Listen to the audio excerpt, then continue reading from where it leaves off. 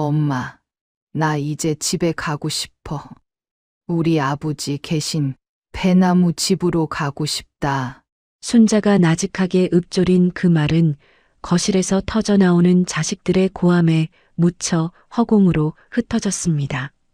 안방에서는 여전히 규태와 규철이 서로의 멱살이라도 잡을 듯 험한 말을 주고받았고 인주와 지영은 서로 눈을 부라리며 고개를 돌렸습니다. 소연만이 부엌 창 너머로 보이는 어머니의 뒷모습을 보며 가슴 한구석이 서늘해지는 것을 느꼈지만 끓어오르는 만두전골 김 때문에 차마 밖으로 나가지 못했지요. 순자는 아주 조심스럽게 삐걱거리는 문소리조차 죽이며 마당으로 발을 내디뎠습니다. 하얀 고무신이 눈 위를 밟는 소리가 바스락거렸지만 집안의 그 누구도 그 소리를 듣지 못했습니다. 다음 날 아침 순자의 방문을 열어본 사남매는 경악하고 마는데 설날 아침 이 집안에 과연 무슨 일이 벌어진 걸까요? 사남매는 도대체 무엇을 보고 이렇게 놀라는 것일까요? 인생별 사연에 방문해 주셔서 감사합니다. 사연 시작 전 구독과 좋아요 부탁드리고 지금 어디서 듣고 계신지 댓글로 남겨주시면 행복한 기운이 그곳으로 전해지도록 마음 쓰겠습니다. 그럼 오늘의 이야기 시작하겠습니다. 겨울바람이 문창살을 날카롭게 핥히며 지나가는 소리가 예사롭지 않은 설 전날이었지요. 충청도 어느 깊은 골목, 수십 년의 비바람을 묵묵히 견뎌온 낡은 벽돌집 본가는 이른 아침부터 매캐한 기름 냄새와 함께 서슬퍼런 긴장감이 감돌았습니다. 마당 한구석에 쌓인 장작더미 위로는 옅은 서리가 내려앉았고 안방 문틈으로는 자식들의 높고 낮은 목소리가 흘러나와 고요한 시골 마을의 공기를 갈랐습니다. 이곳은 한때 웃음꽃이 피던 보금자리였으나 이제는 탐욕과 원망이 뒤섞인 소란스러운 전장이 되어버렸어요. 순자는 부엌 차가운 바닥에 낮은 목교를 놓고 앉아 묵묵히 도라지를 다듬고 있었습니다. 78배 나이 마디마디 굵어지고 뒤틀린 손가락은 이제 제 마음대로 움직이지 않았지만 명절상에 올릴 나물만큼은 누구의 손도 빌리지 않으려 했지요. 그것이 자식들에게 줄 수 있는 마지막 정성이라 믿었기 때문입니다. 하지만 그 정성은 부엌으로 들이닥친 첫째 며느리 인주의 짜증 섞인 목소리에 여지없이 무너져 내렸습니다. 어머니, 제가 몇 번을 말씀드려요? 나물 같은 건 요새 시장 가면 다 묻혀서 팔아요. 5,000원이면 해결될 일을 왜 이 고생을 하면서 일일이 다듬고 계세요? 저 손가락 좀 보세요. 덧나면 또 병원비가 더 들어요. 인주는 5시간이 넘는 귀성길 정체를 뚫고 온 피로를 시어머니에게 쏟아내듯 말했습니다. 25년 전 이 집에 처음 시집왔을 때만 해도 고분고분했던 인주였지만 이제는 지긋지긋한 시댁일에 진저리가 난 모양이었지요. 인주가 쟁반을 소리나게 내려놓으며 한숨을 내쉬자 순자는 고개도 들지 않은 채 도라지의 껍질을 묵묵히 벗겨냈습니다. 순자의 눈은 이미 초점을 잃은 듯 흐릿했지만 손끝은 수십 년간 반복해온 감각을 더듬어 기계적으로 움직이고 있었지요. 그 무거운 침묵을 깨고 거실에서 첫째 아들 규태의 날선 고함이 터져나왔습니다. 규태는 대기업에서 명예퇴직을 당한 후 손 떼는 사업마다 고배를 마셔 잔뜩 독이 올라있는 상태였어요. 야, 강규철, 너 장남한테 말이 그게 뭐야? 내가 지금 좀 어렵다고 나를 투명 인간 취급하는 거냐? 아버지 돌아가시고 이 집안 대소사 누가 다 챙겼어? 내가 다 했어. 거실에서는 규태와 둘째 규철이 본가 땅 처분 문제를 두고 한판 싸움이 벌어진 모양이었습니다. 규철은 대기업 부장답게 안경을 치켜 올리며 냉소적인 목소리로 맞받아쳤습니다. 형님, 대소사 챙긴 게 아니라 사고 친 거 수습하느라 어머니 돈 야금야금 다 가져가셨잖아요. 작년에 어머니 치매 검사 받으러 갈 때 형님 얼굴 비쳤어요? 안 비쳤죠? 이제 와서 장남 권리 내세우며 이 집 땅 담보로 대출받겠다고요? 절대 안 됩니다. 이건 우리 사남매 공동 재산이에요. 순자는 부엌 구석에서 자식들의 목소리를 들으며 도라지를 깎던 칼끝을 멈추었습니다. 평생을 바쳐 일궈온 이 집과 땅이 자식들에게는 그저 빚을 갚거나 재산을 불리는 숫자로만 취급받는 현실이 비수처럼 가슴을 후벼 팠습니다. 그때 이혼 후 홀로 내려온 셋째 규현이 소주병을 들고 부엌으로 들어와 비틀거렸지요. 형님들 아주 신나셨네. 설날에 조상님 모시러 온 거야? 아니면 재산 분할 경매하러 온 거야? 소연아, 너는 어떻게 생각하냐? 우리 집안 꼴 아주 예술이지? 부엌 한쪽에서 묵묵히 전을 부치던 막내딸 소연이 뒤를 돌아보며 깊은 한숨을 내쉬었습니다. 소연은 43세 나이에도 미혼으로 지내며 오빠들이 바쁘다는 핑계를 댈 때마다 시골을 찾아 순자의 곁을 지켰던 유일한 자식이었습니다. 그녀의 눈에는 오빠들의 싸움보다 굽어버린 허리로 돌아지만 깎고 있는 어머니의 뒷모습이 더 아프게 박혔습니다.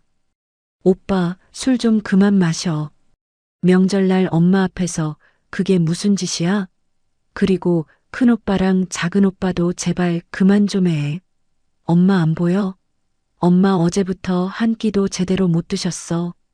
다들 돈 얘기만 할 거면 그냥 서울로 가버려. 소연의 외침에도 거실의 소라는 잦아들지 않았습니다. 오히려 둘째 며느리 지영까지 가세해 인주에게 은근한 비아냥을 던지자 상황은 더욱 악화되었습니다. 지영은 세련된 모직 원피스 차림으로 거실 소파에 앉아 휴대폰만 만지작거리며 말했습니다. 형님, 소연이 말이 맞아요. 돈 얘기는 나중에 따로 만나서 하시고 일단 명절 분위기 좀 내자고요. 아, 근데 형님. 아까 부엌에서 고기 구울 때 보니까 연기가 너무 심하더라고요. 우리 집은 환기시설이 잘 되어 있어서 몰랐는데 이런 집은 옷에 냄새 다 배겠어요. 호호. 그 말에 인주가 들고 있던 뒤집개를 바닥에 내던졌습니다. 챙그랑하는 소리가 차가운 타일 바닥에 날카로운 울림을 만들었지요. 순자는 그 소리에 어깨를 움찔 떨었지만 여전히 입을 열지 않았습니다. 대신 그녀는 아주 천천히 삐걱거리는 무릎을 짚으며 자리에서 일어났습니다. 하지만 그 누구도 늙은 어머니의 고단한 기립에 눈길을 주지 않았어요. 순자는 부엌을 빠져나와 마당으로 향했습니다. 차가운 겨울 공기가 폐부 깊숙이 들어왔지만 오히려 가슴속 응어리가 조금은 씻겨 내려가는 기분이었지요. 어둠이 짙게 깔리는 마당 저편, 이끼 낀 낡은 우물이 순자를 부르는 것 같았습니다. 그녀는 홀린 듯 우물가로 다가갔습니다. 그 우물은 순자가 시집오던 해에 남편과 함께 판 것으로 집안의 온갖 기쁨과 슬픔을 함께 지켜본 목격자였지요.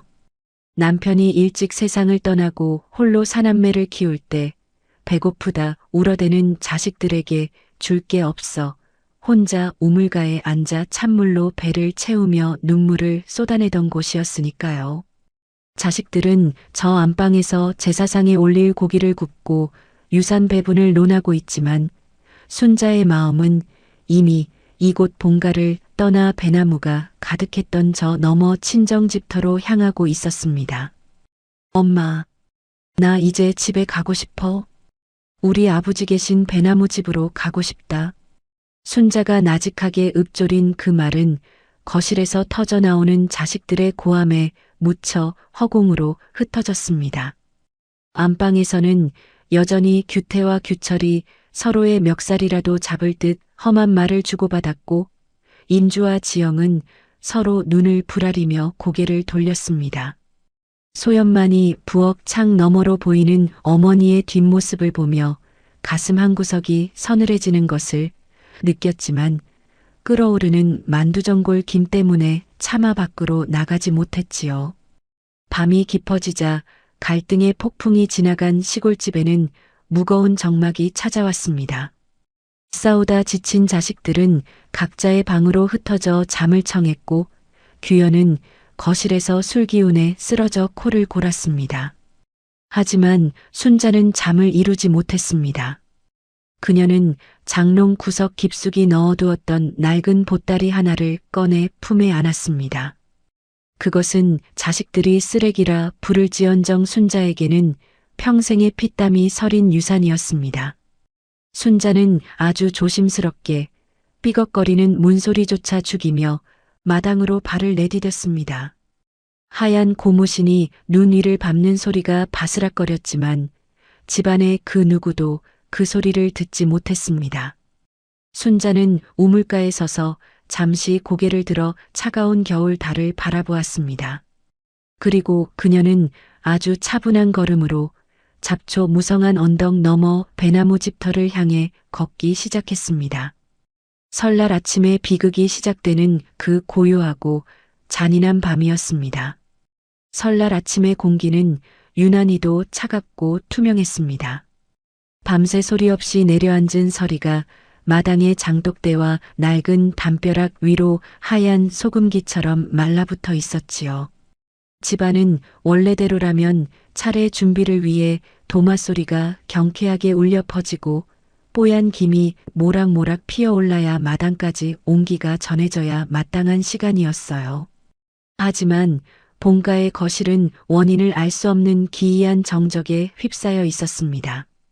부엌 아궁이의 불은 이미 꺼진 지 오래되어 싸늘한 재만 남았고 전날 밤 자식들이 쏟아낸 탐욕의 갈등이 남긴 빈 술병들만이 거실 구석에서 흉물스럽게 뒹굴고 있었지요. 가장 먼저 잠에서 깨어난 것은 막내딸 소연이었습니다. 그녀는 어머니 순자가 새벽같이 일어나 부엌대기처럼 솥을 씻고 쌀을 안칠 것이라 생각했지요. 어머니는 평생을 그렇게 사셨으니까요. 자식들이 아무리 속을 썩이고 모진 말을 뱉어도 명절 아침 떡국만큼은 제 손으로 끓여 먹여야 비로소 어미 노릇을 다 했다고 믿는 분이었지요. 하지만 소연이 조심스럽게 열어젖힌 안방문 안쪽에는 차가운 냉기만이 가득했습니다. 순자가 덮고 자던 낡은 목화솜 이불은 주인이 빠져나간 뒤 그대로 굳어버린 허물처럼 덩그러니 놓여 있었지요. 소연은 불길한 예감에 심장이 덜컥 내려앉았습니다. 그녀는 허겁지겁 거실로 뛰쳐나와 잠든 형제들을 흔들어 깨우기 시작했지요. 엄마가 안방에 없어. 오빠들 빨리 좀 일어나 봐. 엄마가 안 계신다고. 신발장도 비어 있어. 소연의 다급한 비명이 고요한 시골집의 정막을 거칠게 찢어발겼습니다. 숙취로 눈도 제대로 못 뜨던 큰아들 규태와 둘째 규철이 부스스한 모습으로 거실로 기어 나왔고 인주와 지영도 잠이 덜 깬 얼굴로 방문을 열었지요. 규태는 머리를 극적이며 대수롭지 않게 말했습니다. 야, 소연아. 아침부터 웬 소란이야? 어머니 산책 가셨거나 옆집 할머니 댁에 뭐 빌리러 가셨겠지. 일은 넘은 노인네가 이 새벽에 어디 멀리 가셨겠냐? 차례 준비나 해라. 머리 울려 죽겠네. 형님 말이 맞다. 어머니 요즘 자꾸 깜빡깜빡 하시잖아. 그냥 동네 한 바퀴 도시는 걸 거야. 너는 애가 왜 이렇게 극성이니? 어제 술자리에서 집 문제 얘기하느라 다들 얼마나 피곤했는지 몰라. 효도는 평소에 잘하지. 꼭 이럴 때만 호들갑이야. 규철이 안경을 찾았으며 귀찮은 듯 덧붙였습니다. 하지만 소연의 직감은 달랐습니다. 어머니는 아무리 기억이 흐릿해도 자식들이 다 모인 설날 아침에 집을 비운 적이 단 한 번도 없었으니까요. 소연은 맨발에 슬리퍼만 꿰찬 채 대문 밖까지 뛰어나가 동네 어귀를 살폈습니다. 하지만 눈 위에 남은 선명한 발자국은 보이지 않았고 차가운 새벽바람만이 그녀의 뺨을 세차게 때릴 뿐이었지요. 다시 마당으로 돌아온 소연의 시선이 문득 뒤뜰 구석, 이끼 낀 낡은 우물가에 멈췄습니다. 그곳에는 순자가 평소 애지중지하며 닦아 신던 하얀 고무신 한 켤레가 나란히 놓여 있었습니다. 마치 주인이 정갈하게 마음을 정리하고 떠난 것처럼 우물 정자 모양의 낡은 덮개 옆에 덩그러니 남겨져 있었지요. 어떻게 엄마 신발이 여기 있어. 오빠, 빨리 와봐. 엄마 신발이 우물 옆에 있다고. 소연의 처절한 외침에 그제야 사태의 심각성을 깨달은 아들들이 신발도 제대로 신지 못한 채 뒤뜰로 달려왔습니다. 규태와 규철의 얼굴에서 숙취의 흔적은 순식간에 사라지고 그 자리에 당혹감과 공포가 들어앉았습니다. 그들은 우물가에 멈춰서서 차마 안을 들여다보지 못하고 서로의 눈치만 살폈지요. 그들은 어머니의 아니보다 혹여나 자신들이 전날 쏟아낸 모진 말들 때문에 노모가 극단적인 선택을 했을까봐 두려워하고 있었던 것입니다. 형님, 설마 어머니가 저 안으로. 아니지. 어제 우리가 땅 팔자고 소리 지른 것 때문에 상심해서 그러신 거 아니지? 아까까진 분명 안방에 계셨는데. 규철의 목소리가 미세하게 떨렸습니다. 규태는 마른 침을 삼키며 우물 덮개를 천천히 밀어냈습니다. 끼익하는 불쾌한 쇠 마찰 소리가 고요한 새벽 공기를 가르며 우물 안에 어두컴컴한 심연을 드러냈지요. 셋째 규현은 구석에서 넋을 잃고 그 광경을 지켜보고 있었고 첫째 며느리 인주는 손으로 입을 가린 채 헛구역질을 했습니다. 어머니가 돌아가셨다면 상속은 어떻게 되는 것인지, 유언장은 어디 있는지, 이 집터는 이제 내 차지가 되는 것인지. 그 짧은 순간에도 그들의 머릿속엔 자식으로서의 도리보다 숫자의 논리가 앞서고 있었지요. 비켜봐. 내가 내려가 볼게. 규철아, 너는 창고 가서 밧줄 가져와. 규현이 너는 등불 비추고. 규태가 큰 소리를 치며 밧줄을 몸에 감았습니다. 장남이라는 권위를 마지막까지 유지하고 싶었는지 아니면 죄책감을 씻어내기 위한 몸부림이었는지 알 수 없었지요. 규철과 규현이 밧줄을 잡고 규태를 우물 아래로 천천히 내렸습니다. 우물 안은 밖보다 훨씬 춥고 습했습니다. 규태의 거친 숨소리가 우물벽을 타고 공명하며 기괴한 울림을 만들어냈지요. 바닥 가까이 내려간 규태의 눈에 무언가 걸려있는 것이 보였습니다. 어머니, 어머니, 대답 좀 해보세요. 규태의 외침에 지상에 있던 자식들이 숨을 멈췄습니다. 하지만 규태가 발견한 것은 사람의 몸이 아니었습니다. 우물벽 돌틈 깊숙한 곳, 누군가 정성스럽게 끼워 넣은 듯한 낡은 보자기 뭉치 하나였지요. 규태는 허탈함과 알 수 없는 긴장감이 뒤섞인 채 그 보따리를 낚아채듯 쥐었습니다.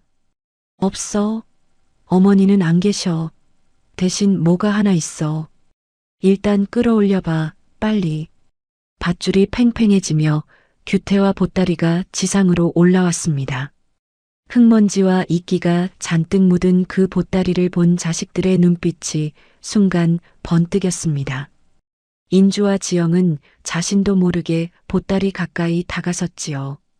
어머니의 실종이라는 비극 앞에서도 그들의 본능은 비상금이나 숨겨둔 보물을 향해 있었습니다. 이게 뭐야?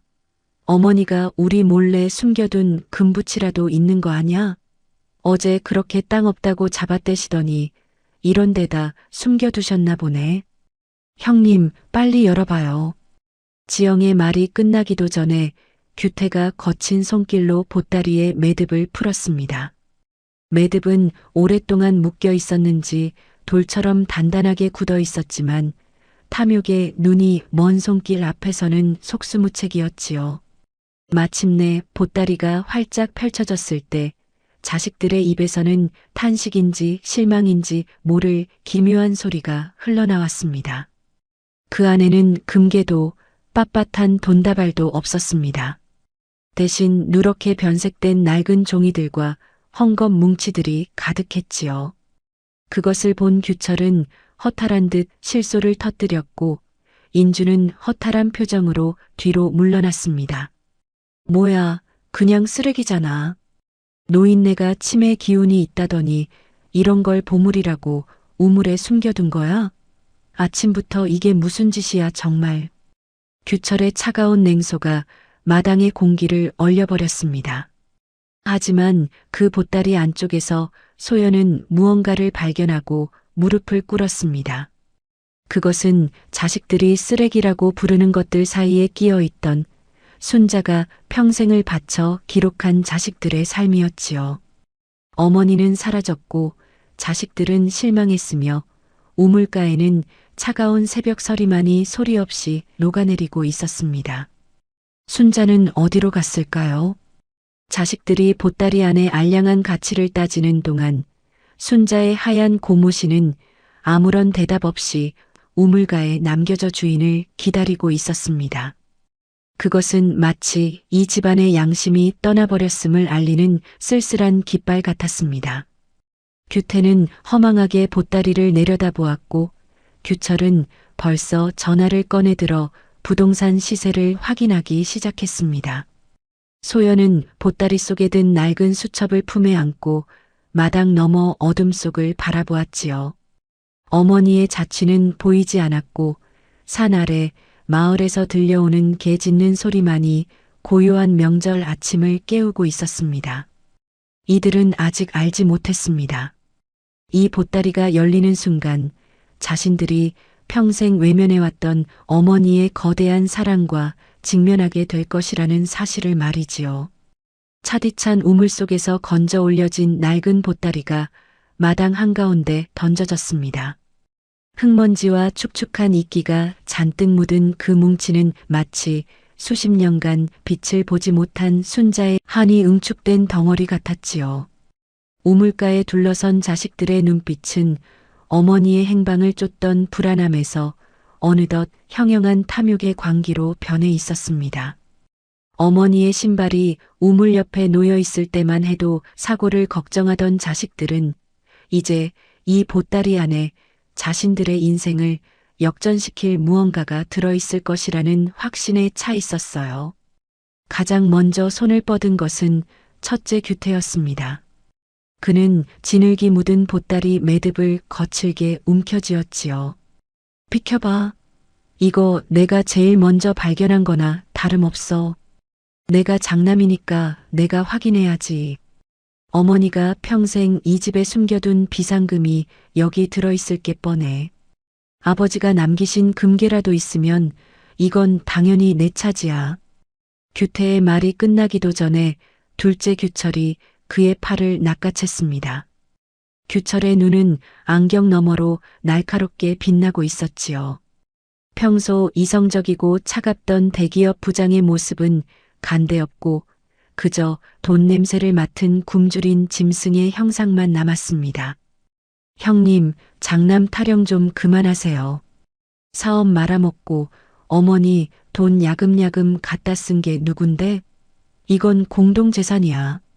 어머니가 저 우물 깊숙이 숨겨두셨을 정도면 보통 물건이 아니라고. 규현아, 너도 와서 잡아. 형님이 혼자 다 챙기게 놔둘 거야? 이혼 후 세상만사 귀찮은 듯 굴던 셋째 규현도 슬그머니 다가와 보따리 한쪽을 잡았습니다. 며느리 인주와 지영 역시 차례 준비를 위해 묻혔던 밀가루 범벅인 손을 털며 보따리 곁으로 바짝 다가앉았지요. 어머니는 생사를 알 수 없는데 자식들은 보따리 매듭을 푸는 손가락 끝을 떨며 침을 삼키고 있었으니까요. 이거 봐요, 형님. 매듭이 얼마나 단단한지 돌덩어리 같아요. 어머니가 치매라고 해도 제정신일 때 숨겨둔 게 분명해요. 아주버님, 빨리 좀 열어보세요. 현기증 난단 말이에요. 둘째 며느리 지영이 조급하게 소리쳤습니다. 규태는 주머니에서 커터칼을 꺼내 들었습니다. 도저히 손으로는 풀 수 없을 만큼 꽝꽝 얼어붙은 매듭을 향해 칼날이 파고들었지요. 드르륵하며 낡은 광목천이 찢어지는 소리가 고요한 마당에 울려 퍼졌습니다. 그 소리는 마치 순자의 가슴을 찢는 소리처럼 들렸지만 그 누구도 귀 기울이지 않았습니다. 마침내 보따리의 네 귀퉁이가 활짝 펼쳐졌습니다. 보따리가 펼쳐지자 인주와 지영까지 가세의 내용물을 확인하려 들었습니다. 규태는 장난 몫을 주장하며 큰 덩어리를 끌어당겼고 규철은 그동안 자신이 낸 병원비와 용돈을 따지며 지분율을 주장했지요. 어머니의 목숨보다 보따리 속 종이 조각 하나에 집착하는 자식들의 모습은 인간의 본성 중 가장 밑바닥에 있는 추악함을 여과 없이 드러내고 있었어요. 어머, 아주버님, 그건 땅 문서 같은데요? 이리 줘보세요. 우리 규철 씨가 이런 건 더 잘 봐요. 형님네는 사업하다가 서류 다 날려먹어서 잘 모르시잖아요. 지영이 약삭빠르게 손을 뻗자 인주가 그 손을 쳐내며 쏘아붙였습니다. 동서, 말 조심해. 누가 서류를 날려먹었다고 그래. 이 집에서 고생은 내가 다 했는데 이제 와서 숟가락만 얹겠다고? 어머니가 우물에 이거 숨기실 때 내 생각 안 하셨겠어? 비켜. 이건 내가 봐야 해. 두 며느리의 실랑이에 규태와 규철까지 가세하며 마당은 순식간에 난장판이 되었습니다. 규태는 규철의 멱살을 잡을 듯 들이댔고 규철은 통장 내역이라도 뽑아올 기세로 목소리를 높였지요. 그때 옆에서 술 기운을 빌려 가만히 지켜보던 셋째 규현이 소주병을 마당 바닥에 내던졌습니다. 쨍그랑하는 파편 소리가 탐욕의 소음을 잠시 멈추게 했어요. 아, 이 인간들아. 지금 제정신이야? 엄마가 우물가에 신발만 남기고 사라졌다고. 지금 엄마가 죽었는지 살았는지도 모르는데 여기서 돈 얘기가 나와? 당신들 사람 맞아? 규현의 일갈에 정적이 흘렀습니다. 하지만 그 정적은 오래가지 않았지요. 규태는 코웃음을 치며 다시 보따리를 뒤졌습니다. 규현아, 너 이혼하고 정신 못 차리는 건 알겠는데 현실적으로 굴어. 어머니가 저렇게 신발까지 벗어두고 가셨으면 마음 정리하신 거야. 그럼 남은 자식들은 살 길 찾아야 할 거 아냐? 너도 위자료 주느라 거지됐다며? 이거 있으면 너도 살 수 있어. 그들은 규현의 말이 맞다는 것을 알면서도 눈앞에 보따리가 주는 유혹을 이겨낼 만큼 고결하지 못했습니다. 다시금 보따리 속 물건들이 난도질 당하듯 파헤쳐졌습니다. 하지만 보따리 안에는 자식들이 기대하던 금괴도 빳빳한 신사임당 지폐 뭉치도 없었습니다. 대신 누렇게 변색된 낡은 천 조각들과 빛바랜 종이들이 쏟아져 나왔지요. 가장 먼저 규태의 손에 잡힌 것은 구멍이 숭숭 뚫린 작은 베네저고리였습니다. 이게 뭐야? 그냥 넝마잖아. 아침부터 이 난리를 쳤는데 고작 이거야? 규태가 허탈한 듯 소리치자 규철은 보따리 구석에서 누런 봉투 하나를 발견하고 황급히 뜯었습니다. 그 안에는 규철이 대학 졸업 후 첫 월급을 타서 어머니께 드렸던 빛바랜 월급 봉투와 이혼한 규현의 결혼식 날 하객들에게 나눠주려다 남은 낡은 답례품 세트가 들어 있었지요. 순자는 자식들이 세상에 내놓은 가장 빛나던 순간들을 버리지 못하고 자신의 가장 깊은 곳인 우물 속에 보물처럼 간직해왔던 것이었지요. 미혼인 막내딸 소연은 보따리 바닥에 떨어진 낡은 손뭉치를 집어들었습니다.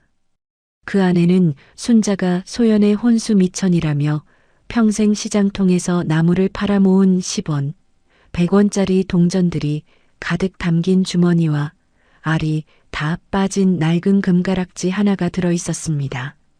수첩에는 손자가 자식들 생일마다 적어 내려간 서툰 기도문이 가득했지요. 우리 규태 사업 잘 되게 해주세요. 우리 규철이 건강하게 해주세요. 우리 규현이 마음 다친 거 낫게 해주세요. 우리 소연이 좋은 사람 만나게 해주세요.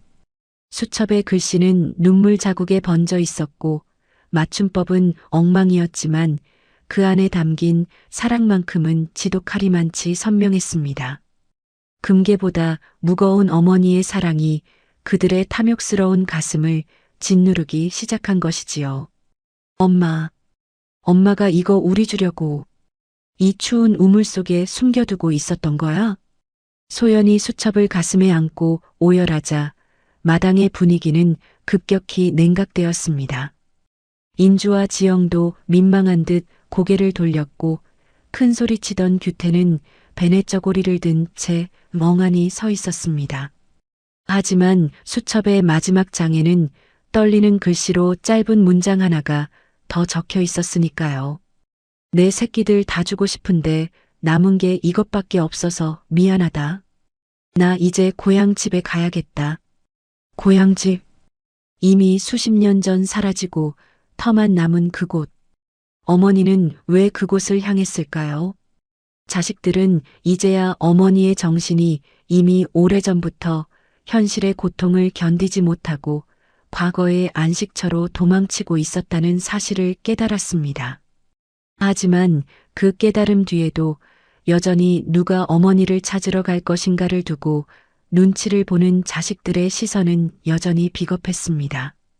설날 아침 우물가에서 건져 올린 것은 어머니의 보따리가 아니라 자식들이 평생 숨겨왔던 지독한 이기심의 바닥이었습니다. 자식들에게 진정한 유산이란 무엇이었을까요? 금괴가 없다는 사실에 실망하면서도 그 낡은 베네저고리에 담긴 어머니의 심장 소리를 듣지 못하는 이들이 과연 어머니를 찾을 자격이 있는지 말입니다. 마당에는 여전히 녹지 않은 서리가 자식들의 발등을 차갑게 적시고 있었습니다.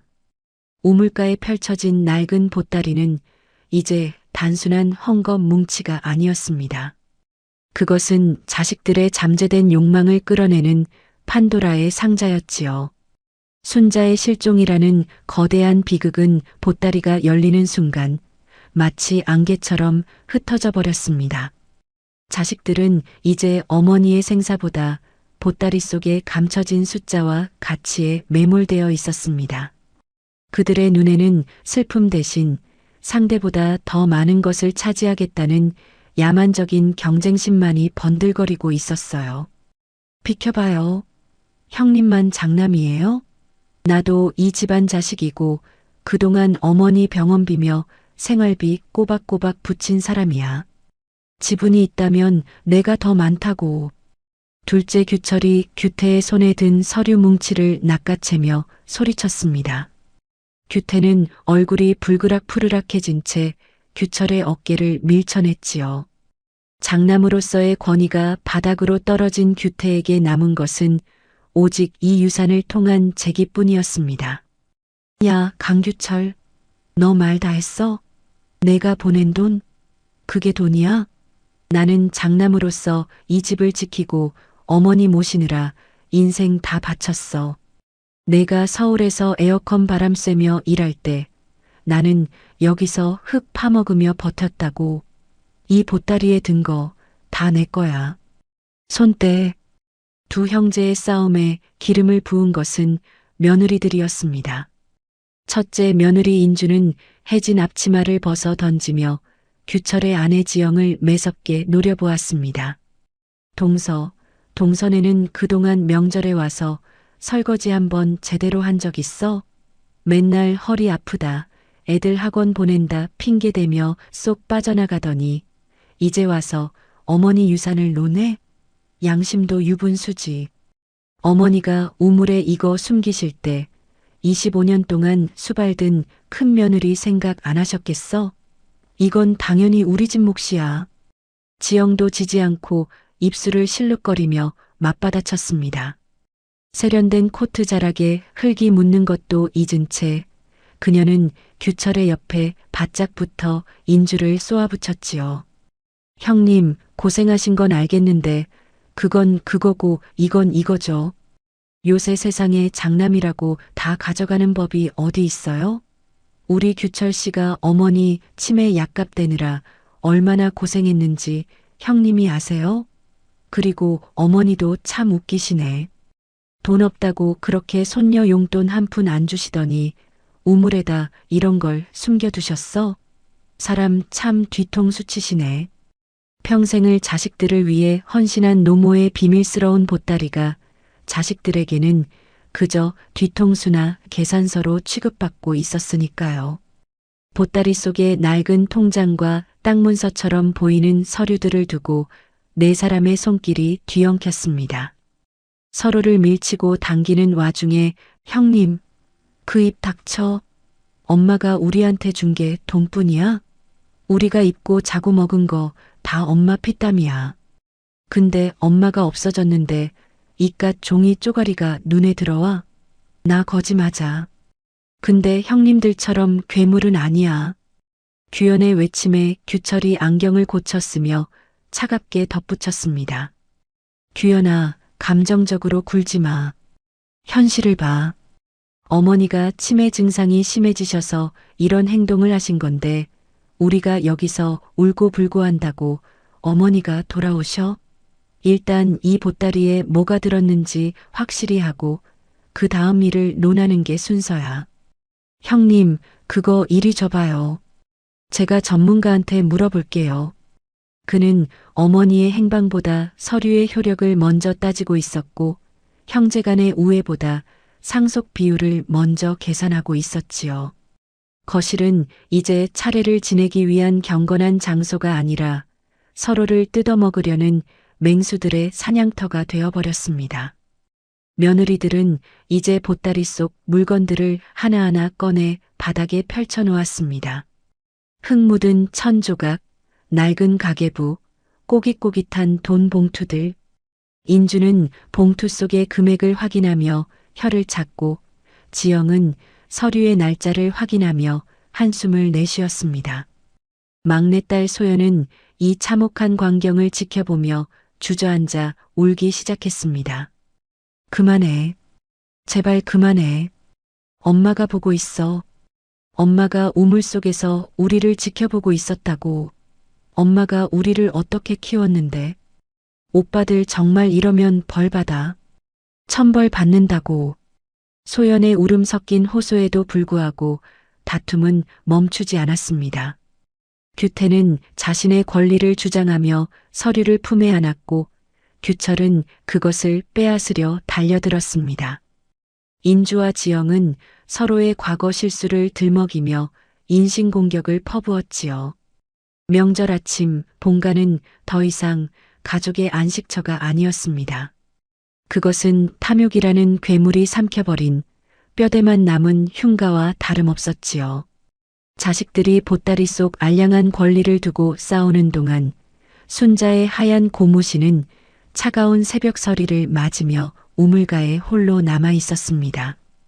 자식들에게 어머니란 존재는 무엇이었을까요? 필요할 때는 헌신을 강요하고 사라졌을 때는 남긴 재산만을 탐하는 도구였을까요? 집안은 욕설과 고함으로 가득 찼습니다. 규현은 형제들에게 환멸을 느끼며 대문을 박차고 나갔고 소연은 바닥에 흩어진 어머니의 물건들을 하나하나 주워 담으며 오열했습니다. 하지만 탐욕에 눈이 먼 규태와 규철 그리고 며느리들은 여전히 보따리 속에 진짜 보물을 찾아 헤매고 있었습니다. 그들이 찾는 금괴나 비자금은 그 어디에도 없었지만 그들은 그것을 인정하고 싶지 않았습니다. 인정하는 순간 자신들이 저지른 이 추악한 짓들이 아무런 보상도 받지 못할 헛수고가 되어버리기 때문이었지요. 사람이 귀신보다 무섭다는 말, 돈이 피보다 진하다는 말이 이보다 더 선명하게 증명될 수 있을까요? 우물 안에서 건져 올린 보따리는 자식들의 추악한 민낯을 비추는 거울이 되어버렸습니다. 그리고 그 거울 속에서 그들은 이미 사람이 아닌 괴물의 형상을 하고 있었습니다. 본가의 낡은 지붕 위로 까마귀 한 마리가 날아와 앉아 이 불행한 가족을 내려다보며 기괴하게 울어댔습니다. 마당 한가운데 펼쳐진 보따리는 이제 탐욕의 전유물이 아닌 자식들의 죄책감을 정면으로 겨냥하는 거울이 되었습니다. 금괴나 땅 문서를 기대하며 눈을 번뜩이던 규태와 규철, 그리고 며느리들의 손길은 보따리 밑바닥이 드러날수록 점점 느려지다 이내 딱딱하게 굳어버렸지요. 화려한 유산 대신 쏟아져 나온 것은 자식들이 성공이라는 이름으로 달려가는 동안 가장 먼저 내다버렸던 기억의 파편들이었습니다. 가장 먼저 규태의 투박한 손에 들린 것은 누렇게 변색되다 못해 가루가 떨어질 듯한 작은 베네저골이었습니다. 52년 전 순자가 처자이를 품에 안고 세상을 다 얻은 듯 기뻐하며 직접 무명천을 끊어 가느질한 옷이었지요. 이게 내 거였다고? 규태의 목소리가 젖은 나무가 타듯 눅눅하게 떨렸습니다. 그는 사업 자금을 마련하겠다며 어머니의 집을 담보로 잡으려 했던 자신의 손이 갑자기 부끄러워졌지요. 베네저골이 가슴팍에는 순자가 서툰 솜씨로 수놓은 강규태라는 이름 석자가 선명했습니다. 자식은 나이가 들어 괴물이 되어가도 어머니에게 자식은 언제나 처음 품에 안았던 그 보드라운 생명체로 머물러 있었던 것이지요. 둘째 규철은 보따리 구석에서 빛바랜 누런 봉투 하나를 집어들었습니다. 20여 년 전 그가 대기업에 입사해 첫 월급을 타서 순자에게 건넸던 바로 그 월급 봉투였습니다. 봉투는 이미 너덜너덜해졌지만 그 안에는 10,000원짜리 지폐 몇 장이 그대로 들어 있었지요. 어머니, 이걸 여태 안 쓰고 여기 두셨단 말이야? 내가 매달 보내드리는 돈 모자란다고 타박하더니 정작 이건 손도 안 대고 여기 숨겨두셨어? 규철은 안경을 벗어 던지고 마른 세수를 했습니다. 그는 늘 어머니에게 드리는 용돈을 투자나 부양 의무로만 계산해 왔습니다. 자신이 들인 돈이 어머니의 입으로 들어가는지 약값이 되는지 관심조차 없었지요. 하지만 순자는 자식이 처음으로 제 힘으로 벌어온 그 귀한 마음을 참아 쓰지 못하고 혹시라도 자식이 어려워질 때 다시 돌려주려 우물 깊숙이 보물처럼 간직해왔던 것입니다. 규현의 손에는 낡은 수건 세트와 빛바랜 결혼식 답례품이 들려 있었습니다. 규현이 이혼하던 날 순자는 대성통곡하는 아들 앞에서 한마디도 하지 못하고 그저 등을 쓸어내리기만 했지요. 자식들은 그날의 상처를 지우려 애썼지만 순자는 아들의 가장 아픈 실패마저도 자신의 품으로 끌어안아 우물 속에 갈무리해 두었습니다. 규현은 답례품 상자를 움켜쥐고 마당 바닥에 주저앉아 어깨를 들썩였습니다. 우리가 진짜 인간도 아니다. 엄마가 이런 마음으로 우리를 보고 있었는데 우리는 저 안에서 돈 몇 푼 가지고 엄마 가슴을 후벼 팠어. 형, 장남, 작은 형, 대기업 부장, 다 무슨 소용이야. 우리는 그냥 엄마 등골 빼먹는 기생충이었어. 규현의 오열이 차가운 명절 아침의 정적을 깨뜨렸습니다.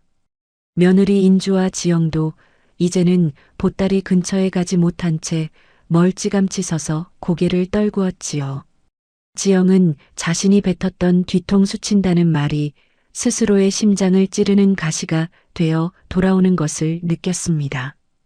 그때 막내딸 소연이 보따리 가장 깊숙한 곳에서 작은 헝겊 주머니와 낡은 수첩 하나를 찾아냈습니다.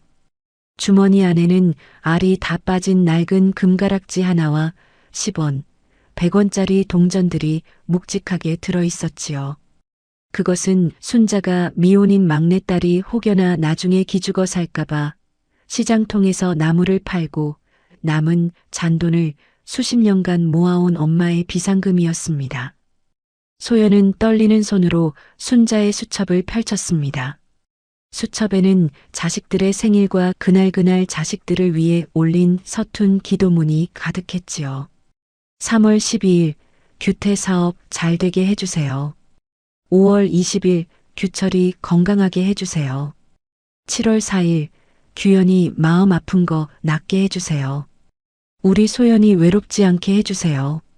수첩의 글씨는 눈물 자국에 번져 울퉁불퉁했고 맞춤법은 엉망이었지만 그 안에 담긴 사랑의 농도는 그 어떤 명문장보다 진했습니다. 자식들은 유산을 원했지만 순자가 남긴 유산은 자식들이 감당할 수 없을 만큼 거대한 사랑이었으니까요. 엄마가 이걸 다 기억하고 있었어. 우리 생일도, 우리가 힘들었던 날도. 정작 우리는 엄마 생신이 언제인지도 헷갈려 하는데. 소연의 울음소리가 커질수록 마당의 공기는 더욱 무겁게 가라앉았습니다. 규태는 베넷 저고리를 가슴에 품은 채 멍하니 하늘을 보았고 규철은 월급 봉투를 쥔 손을 바르르 떨었습니다. 그들은 이제야 깨달았습니다. 자신들이 우물에서 건져 올리고 싶었던 것은 물질적인 풍요였지만 정작 건져 올려진 것은 자신들의 빈곤한 영혼이었다는 사실을 말이지요. 하지만 비극은 여기서 끝이 아니었습니다. 소연이 수첩의 가장 마지막 장, 최근에 적힌 것으로 보이는 떨리는 필체를 발견했기 때문입니다. 그곳에는 순자의 마지막 진심이 담겨 있었지요. 내 새끼들 다 주고 싶은데 남은 게 이것밖에 없어서 미안하다. 이제 나는 집에 가야겠다. 아버지, 어메가 배나무 아래서 기다리신다. 집에 가야겠다니? 여기가 집인데 엄마가 어디로 간단 말이야? 마당에 흩어진 보따리 속 물건들은 이제 자식들의 가슴을 후벼 파는 예리한 파편이 되어 굴러다니고 있었습니다. 금괴를 기대했던 탐욕의 눈자위는 어느덧 붉게 충혈된 회한의 눈물로 바뀌어 있었지요. 자식들은 이제야 깨달았습니다.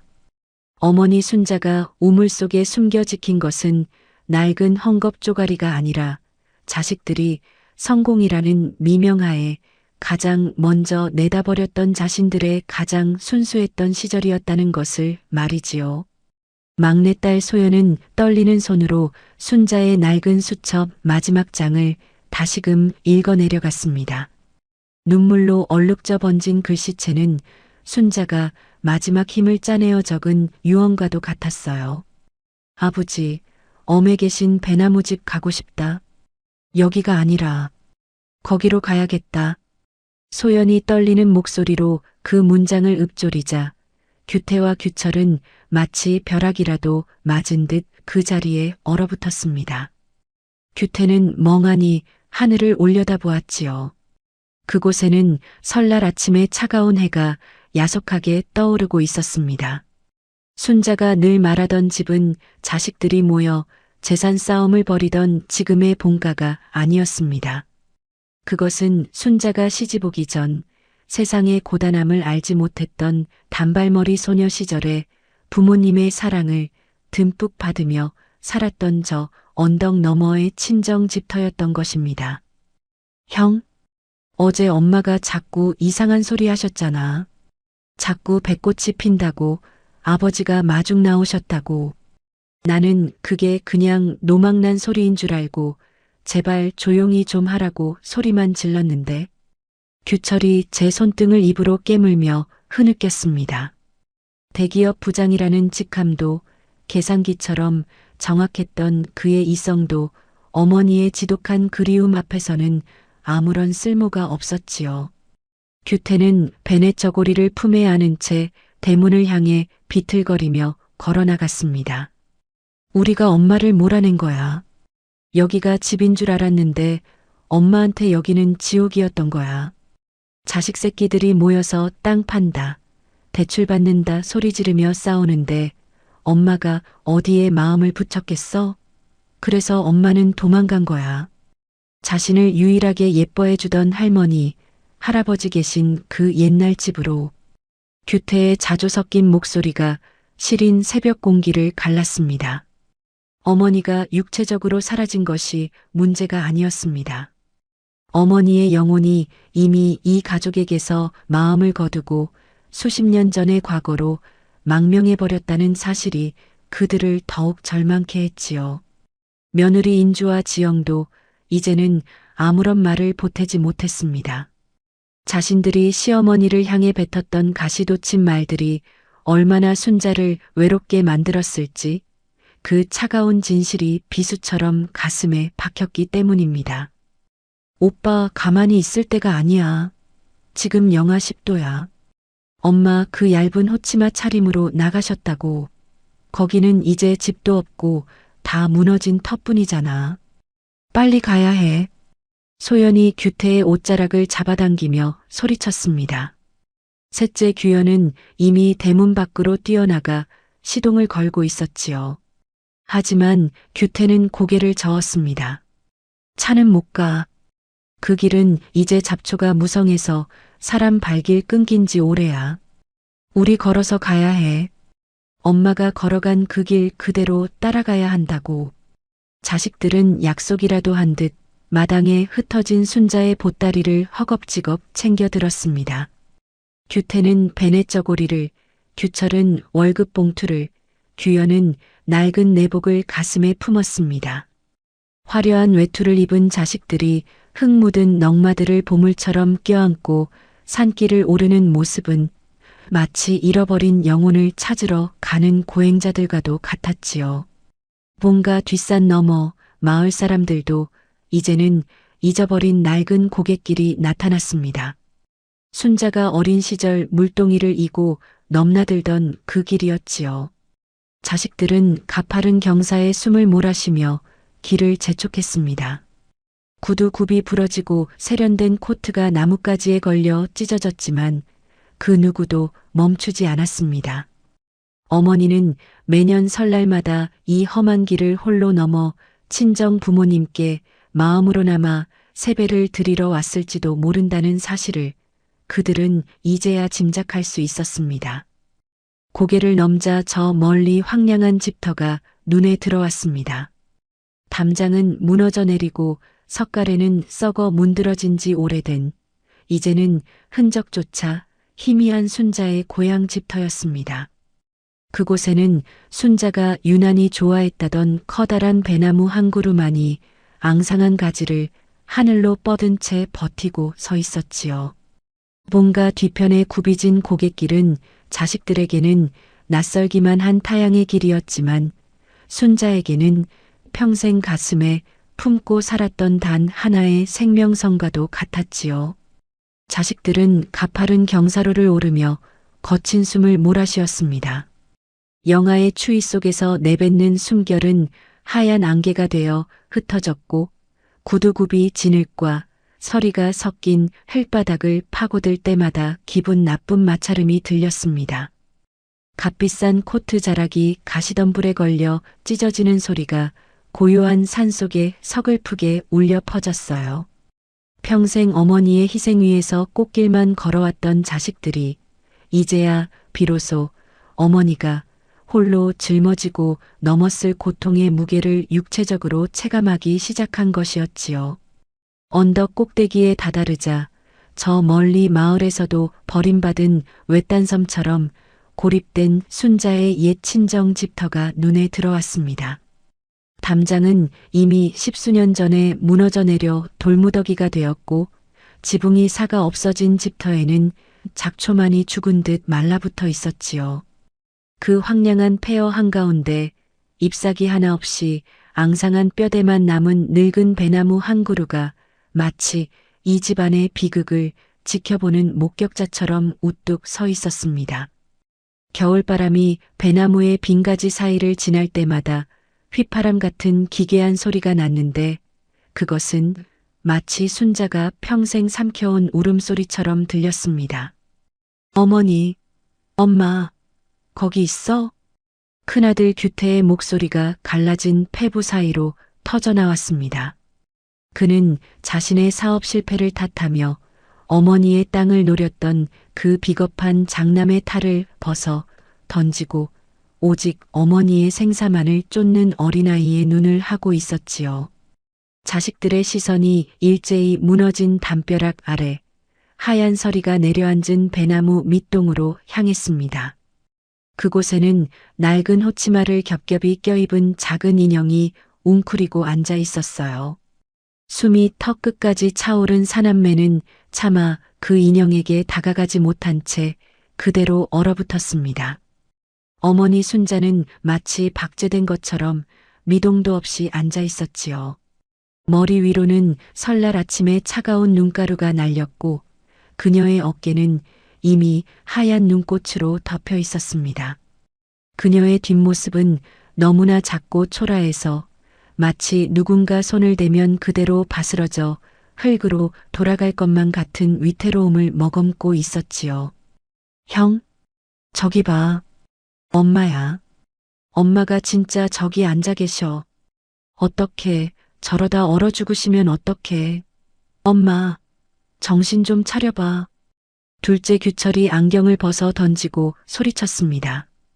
대기업 부장으로서 늘 논리와 계산을 앞세우며 어머니를 치매라는 질병으로만 정의하던 그였지만 지금 이 순간 그의 머릿속에는 그 어떤 수식도 남지 않았습니다. 오직 차가운 땅바닥에 앉아있는 노모의 야윈 등만이 보일 뿐이었지요. 자식들은 약속이라도 한 듯 눈밭을 헤치며 뛰어갔습니다. 하지만 규태가 먼저 순자의 앞에 도달했을 때 그는 다시 한번 걸음을 멈출 수밖에 없었습니다. 순자는 자식들이 온 것을 눈치채지 못한 듯 했습니다. 그녀는 영하 10도의 강추위 속에서도 추위를 느끼지 못하는 사람처럼 얼어붙은 흙바닥 위에 돌멩이 몇 개를 얹어놓고 무언가 정성스럽게 만지고 있었습니다. 그녀의 손가락은 동상에 걸린 듯 시퍼렇게 변해 있었고 손등은 가뭄든 논바닥처럼 갈라져 피딱지가 앉아 있었지만 입가에는 세상에서 가장 평온하고 해맑은 미소가 걸려 있었지요. 현실이 얼마나 지옥 같았으면 노모는 이 얼어붙은 폐허 속에서야 비로소 웃음을 찾았을까 하는 자괴감이 자식들의 가슴을 난도질했습니다. 엄마, 엄마 나야. 규태야. 여기서 뭐하고 있는 거야? 사람 죽이려고 작정했어? 규태가 무릎을 꿇으며 순자의 어깨를 잡았습니다. 하지만 순자는 규태를 알아보지 못했습니다. 그녀의 눈동자는 현재의 시골 마당을 보는 것이 아니라 수십 년 전의 찬란한 봄날을 향해 있었으니까요.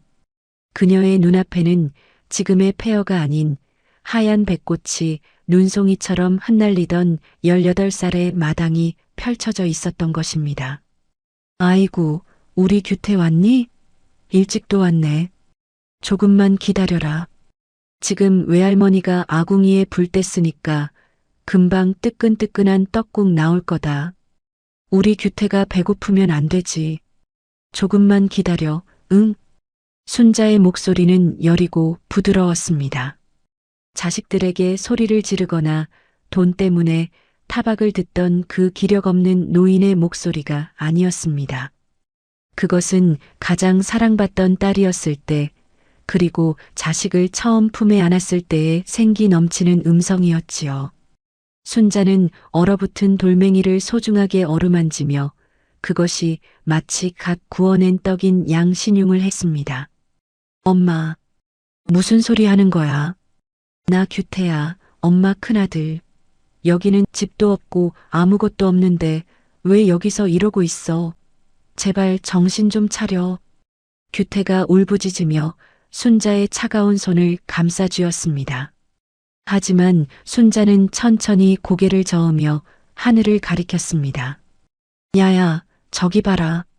백꽃이 저렇게 예쁘게 피지 않았니? 너희 아버지가 저 꽃까지 꺾어다가 내 머리에 꽂아준다고 했는데.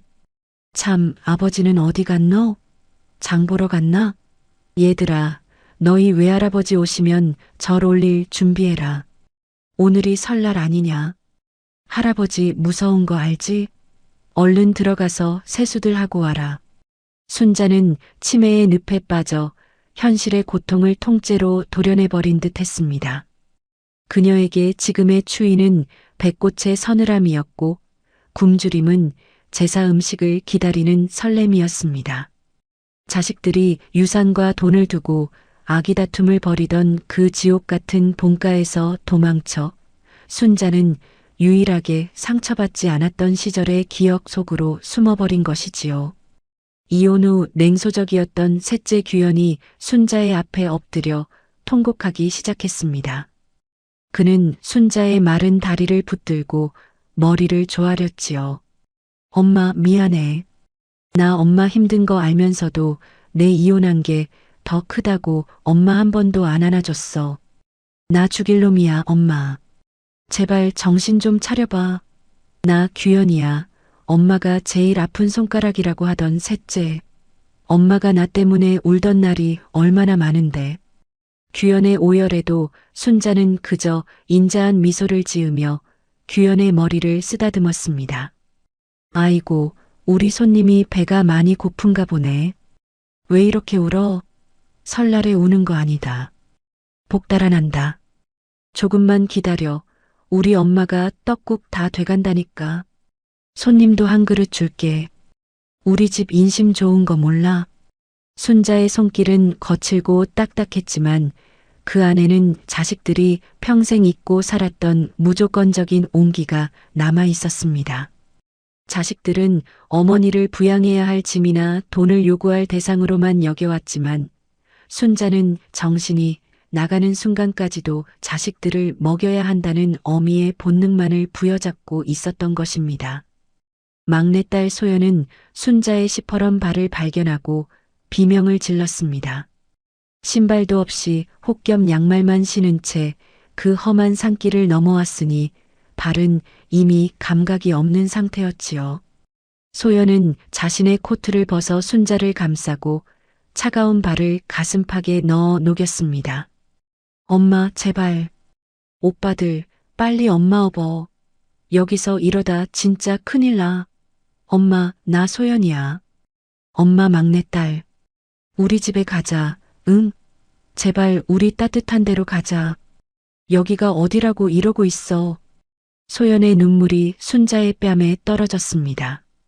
그제야 순자의 눈동자가 아주 잠시 초점을 찾는 듯 파르르 떨렸지요.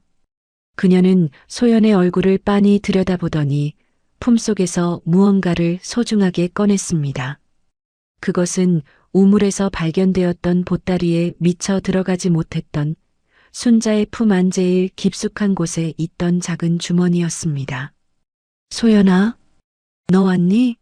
내가 이거 우리 막내 시집 갈 때 주려고 배나무 밑에 숨겨뒀는데 너 이거 가져가서 예쁜 옷 사입고 기죽지 말고 살아라. 니네 오빠들한테는 비밀이다. 알았지? 주머니 속에서 나온 것은 낡은 손수건에 쌓인 5,000원짜리 몇 장과 반쪽이 깨진 옥비녀 하나였습니다. 순자는 정신이 오락가락하는 와중에도 자식들에게 줄 유산을 마지막까지 품고 있었던 것입니다. 규태와 규철이 탐냈던 수억 원대의 땅값보다 순자가 가슴 옹기로 데워온 그 낡은 옥비녀가 자식들의 영혼을 더 세차게 뒤흔들었지요. 규태는 어머니를 등에 업었습니다. 78 노모의 무게는 깃털처럼 가벼웠지만 규태에게는 세상 그 무엇보다 무거운 죄책감의 덩어리로 다가왔습니다. 그는 어머니를 업고 산길을 내려가며 한 걸음 한 걸음마다 참회의 눈물을 쏟았습니다. 엄마, 내가 잘못했어. 내가 장남이라고 큰 소리만 치고 엄마 가슴에 대못 박은 거 다 알아. 나 이제 땅 안 팔아. 엄마가 이 집 주인이야. 우리 끝까지 엄마 지킬게. 그러니까 제발 나 좀 알아봐줘, 엄마. 죽으면 안 돼. 규철과 규현은 규태의 양옆에서 순자의 손과 발을 잡고 보조를 맞췄습니다. 그들은 이제 더 이상 남남처럼 굴던 형제가 아니었습니다. 어머니라는 거대한 슬픔 아래 하나로 묶인 다시 태어난 자식들이었지요. 돈을 쫓아 달려갔던 욕망의 길을 되돌아 나와 사람의 길로 돌아오는 고해의 행진이었으니까요. 뭔가 뒷산의 험준한 능선은 설날 아침의 잔인한 추위를 머금고 있었습니다. 규태의 등에 엎인 순자의 몸은 마치 바싹 마른 나뭇가지처럼 가볍고 위태로웠지요.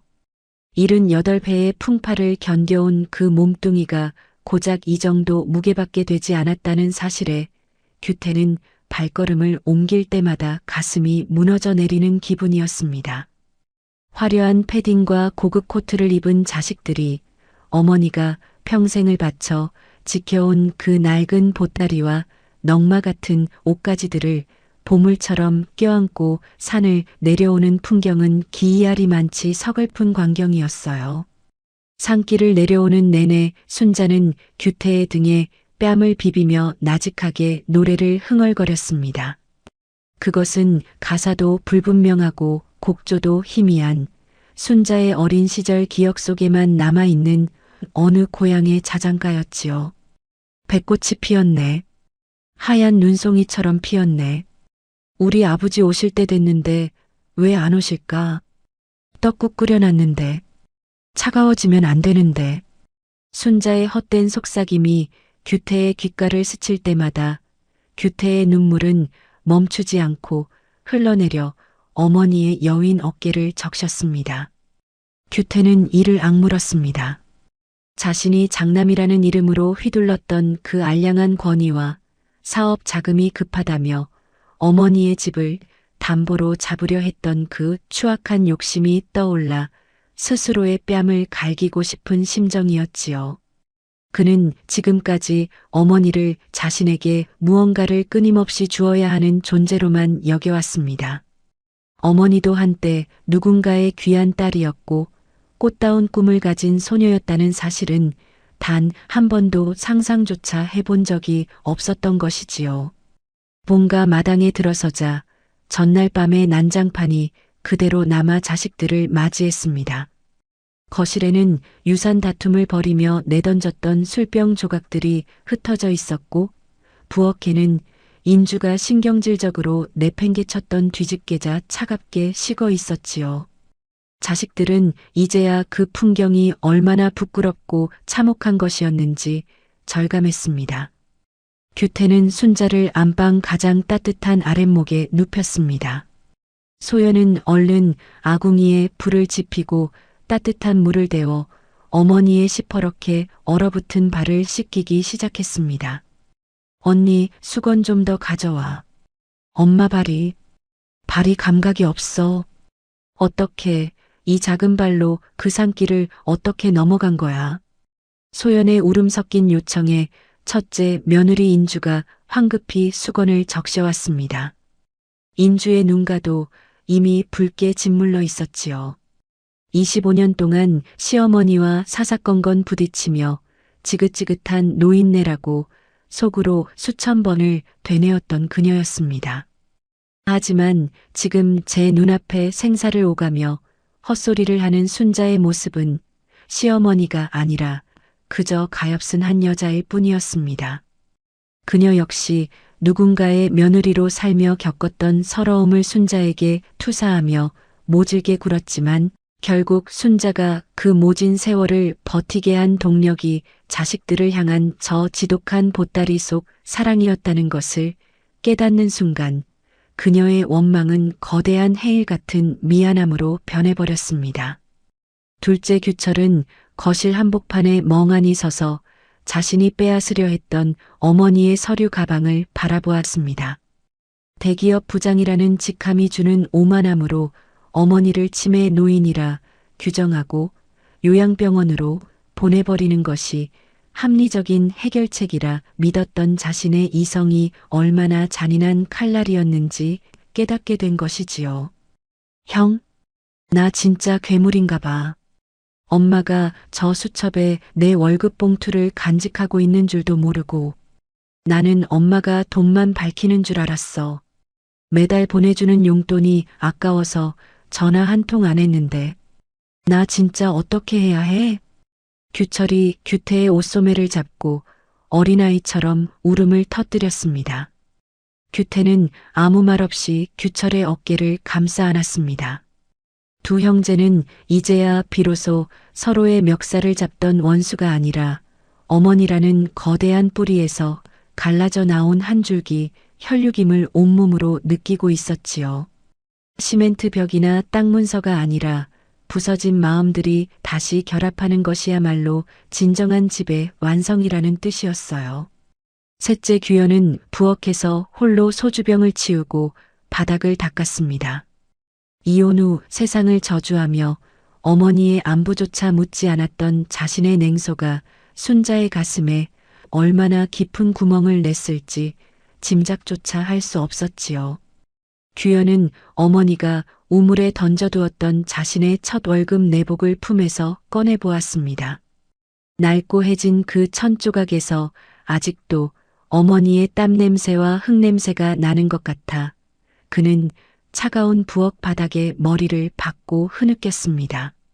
안방에서는 순자가 가늘게 눈을 떴습니다. 하지만 그녀의 눈동자에는 여전히 현재의 자식들이 담기지 않았습니다. 그녀는 허공을 향해 손을 뻗으며 희미하게 웃었습니다. 아버지, 나 배고파요. 떡국 좀 주세요. 우리 규태가 기다려요. 규철이도, 규현이도, 소연이도 다들 배고프다고 울어요. 나만 안 먹으면 되니까 우리 애들 좀 먹여주세요.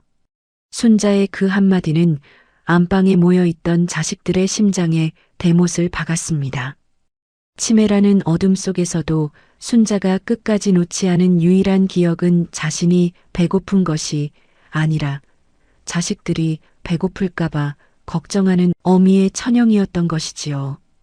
둘째 며느리 지영은 문틈으로 그 소리를 들으며 입을 틀어막고 주저앉았습니다. 자신이 뱉었던 뒤통수 친다는 말이 사실은 자신이 어머니의 헌신을 뒤통수 치고 있었다는 사실을 고백하는 꼴이 되었음을 알게 되었기 때문입니다. 그녀는 명품 가방 속에 넣어두었던 자신의 욕심을 조용히 꺼내 바닥에 내려놓았습니다. 그리고는 평소라면 상상도 못했을 일 직접 부엌으로 들어가 쌀을 씻고 멸치 육수를 우려내기 시작했습니다. 형님, 제가 떡국 끓일게요. 어머니가 아까부터 떡국 찾으시잖아요. 우리도 이제 사람 노릇 좀 해야죠. 지영의 제안에 인주가 고개를 끄덕이며 함께 솥을 올렸습니다. 제사상을 차리기 위한 의무적인 노동이 아니라 한 인간의 생명을 살리고 마음을 달래기 위한 진심 어린 공양으로 변모한 것이지요. 부엌에서는 모락모락 김이 피어오르고 구수한 육수 냄새가 차가웠던 본가의 구석구석을 채우기 시작했습니다. 그 사이 아들들은 순자의 곁을 지켰습니다. 규태는 순자의 마른 손을 잡고 규철은 순자의 등을 받치고 규현은 순자의 젖은 머리카락을 넘겨주었습니다. 그들은 침묵 속에서 서로의 눈빛을 주고받았습니다. 더 이상 돈 이야기는 나오지 않았습니다. 이 집을 어떻게 팔 것인지, 상속은 어떻게 나눌 것인지에 대한 추악한 계산은 부엌의 불길 속에 타버린 지 오래였지요. 순자의 얼굴에 드리운 죽음의 그림자와 그 그림자를 밀어내려는 자식들의 처절한 사랑의 불꽃을 말입니다. 순자는 자식들이 자신의 손을 잡고 있다는 사실을 인지하지 못하면서도 그들의 온기 덕분인지 조금씩 호흡이 안정되어 갔습니다. 엄마, 나 규태야. 엄마가 좋아하는 배나무 집은 아니지만 여기가 엄마 집이야. 우리가 지킬게. 이 집 안 팔아. 엄마 여기서 우리랑 천년만년 살아야 해. 알았지? 규태가 순자의 귀에 대고 속삭였습니다. 이 약속이 규태 인생에서 가장 진실된 맹세였음을 사업 실패로 신용을 잃고 세상을 떠돌던 그가 어머니의 생사라는 벼랑 끝에서 비로소 인간으로서의 신용을 회복하는 순간이었지요.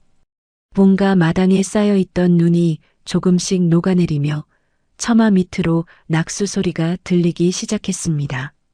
설날의 태양은 이제 정점에 다다라 어둡고 습했던 본가 구석구석을 비추었습니다.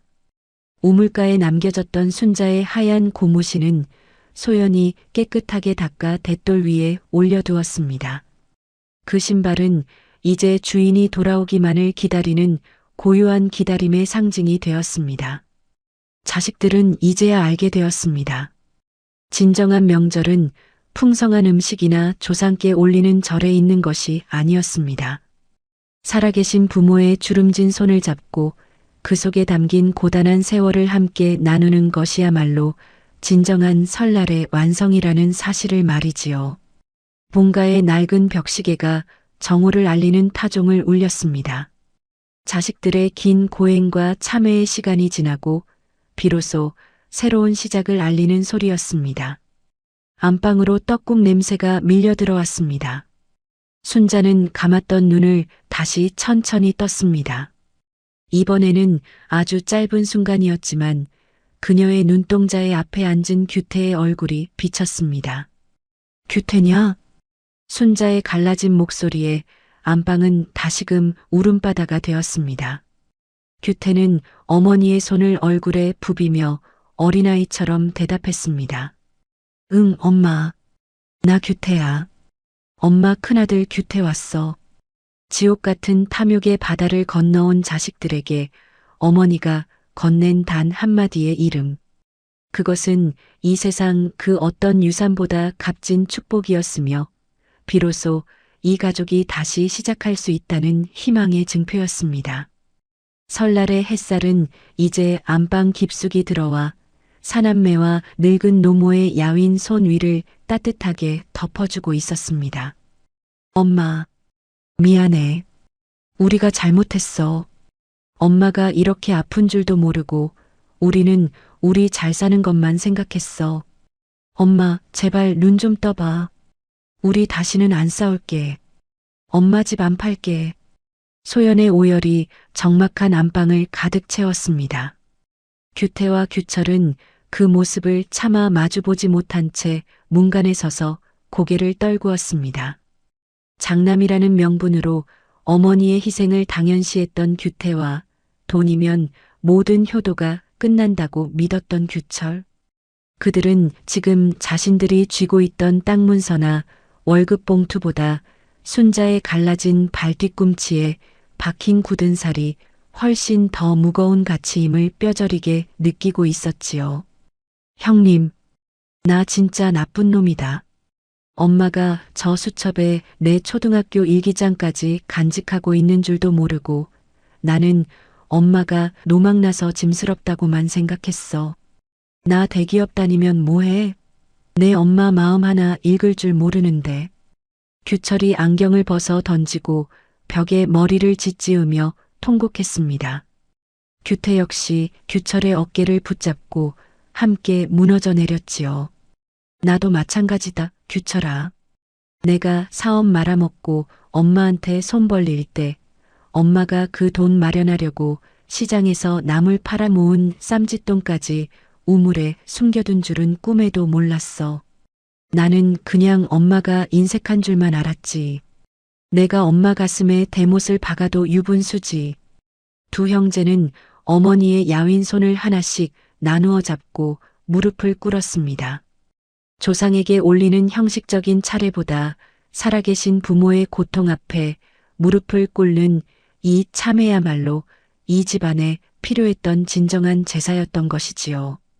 이혼 후 냉소적으로 변했던 셋째 규현은 부엌에서 홀로 대성통곡했습니다. 그는 어머니가 우물 속에 고이 접어 넣어두었던 자신의 결혼식 답례품 수건을 얼굴에 묻고 울었습니다. 그 수건에는 순자가 아들의 실패를 자신의 탓으로 돌리며 흘렸을 눈물 자국이 배어 있는 듯 했습니다. 엄마, 나 이제 안 울게. 엄마가 내 걱정하느라 잠 못 잔 거 다 알아. 나 이제 똑바로 살게. 그러니까 제발 나 좀 다시 혼내줘, 엄마. 부엌에서 떡국을 끓이던 며느리 인주와 지영도 이제는 아무런 말을 보태지 못했습니다.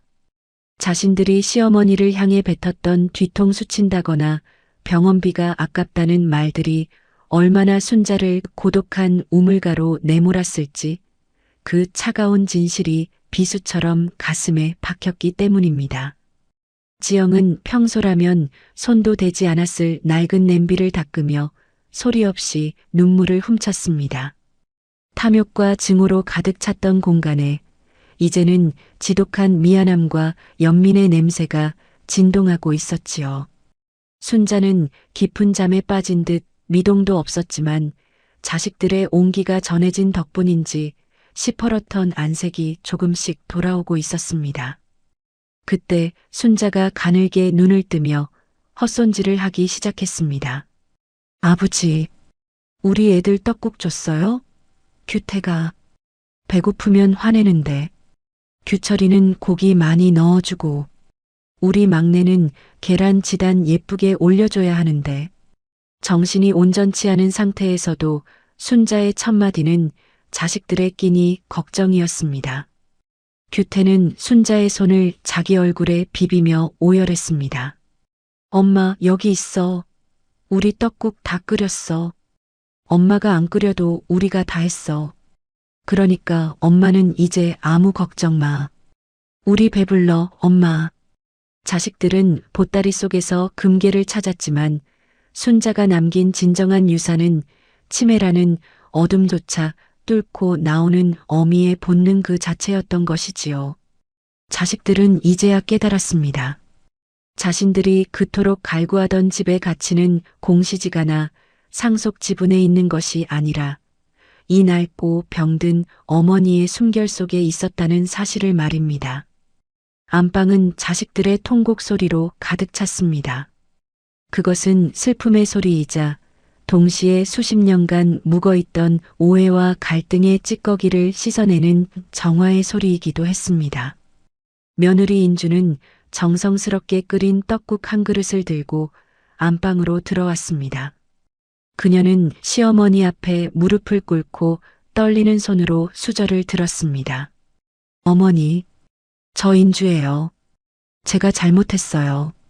어머니 힘드신 거 몰라주고 나만 힘들다고 소리 지른 거 용서하세요. 이거 한 입만 드셔보세요. 제가 정성껏 끓였어요. 인주의 진심 어린 사과에 지영도 곁에 앉아 순자의 어깨를 주물렀습니다. 몸만 찾아오는 명절이 아니라 마음이 비로소 부모의 곁에 안착하는 순간이었으니까요. 순자는 여전히 자식들을 알아보지 못하는 듯 멍한 눈으로 떡국을 바라보았지만 며느리가 건네는 국물 한 모금을 조심스럽게 받아 넘겼습니다. 그 순간 거실 창으로 설날의 해가 완전히 떠올랐습니다. 어둡고 습했던 봄가의 구석구석을 비추는 그 햇살은 자식들이 파헤쳐 놓았던 보따리 위에도 공평하게 내려앉았습니다. 낡은 베네저고리, 빛바랜 상장, 구멍난 내복. 그것들은 이제 쓰레기가 아니라 이 집안을 지탱해온 거룩한 유물이 되어 빛나고 있었지요. 규태는 다시금 어머니의 손을 꼭 쥐었습니다. 그는 이 손을 결코 놓지 않겠다고 다짐했습니다. 자식들은 이제 알게 되었습니다. 안방의 통곡 소리가 잦아들 무렵 봄가를 감싸고 있던 공기의 질감이 서서히 변하기 시작했습니다. 전날 밤 자식들의 탐욕스러운 고함과 날선 증오가 핥히고 간 벽지 사이사이로 이제는 지독하리만치 무거운 후회와 미안함이 스며들고 있었지요. 자식들에게 이 낡고 비좁은 시골 본가는 이제 더 이상 처분하여 현금화해야 할 부동산이 아니라 자신들이 태어나고 자라며 어머니의 피와 살을 빌려 쓴 생명의 성소로 거듭나고 있었습니다. 가장 먼저 굳게 닫힌 마음의 빗장을 푼 것은 큰아들 규태였습니다. 평생을 장남이라는 권위 아래 군림하며 부엌 문턱은 여자가 넘는 곳이라 여기던 고리타분한 사내였던 그가 이번에는 스스로 팔을 걷어붙였습니다.